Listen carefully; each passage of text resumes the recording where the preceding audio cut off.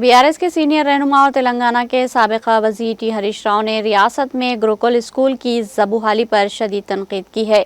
उन्होंने कांग्रेस हुकूमत को मुर्द इल्ज़ाम ठहराते हुए कहा कि कॉन्ट्रैक्टर्स की अदायगियाँ और किराए की अदम अदायगियों के बायस खुराक और यूनिफॉर्म जैसी बुनियादी सहूलतें रुक चुकी है। उन्होंने मुतालबा किया कि प्राइवेट इमारतों में चलने वाले गुरुकुल स्कूल के किराए और ज़ेर इल्तवा बिल्स को फौरी जारी किया जाए।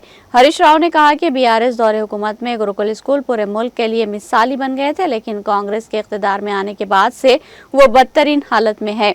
इनके मुताबिक जनवरी से अदायगियां न होने के सबब अंडे, गोश्त, केले जैसी अशिया की फराहमी बंद हो चुकी है। कॉन्ट्रैक्टर्स से इंतबाह दिया गया कि अगर 1 जुलाई तक वाजिबात अदा न किए गए तो तमाम तर सप्लाई बंद कर देंगे। पिछले 13 माह से 450 करोड़ रुपये से जायद किराए की अदायगियां बाकी है। बाज़ मुकामात पर इमारत मालिकान ने स्कूलों को ताला लगा दिया। कई तलबा अब तक यूनिफॉर्म, जूते, बैग्स हासिल नहीं कर पाए और पुराने फटे हुए यूनिफॉर्म पहनने पर मजबूर है। उन्होंने इसे रेवंत रेड्डी हुकूमत की शदीद नाकामी करार देते हुए फौरी मुदाखलत का मुतालबा किया ताकि गरीब व पसमानदा तबकात का मुस्तकबिल महफूज बनाया जा सके।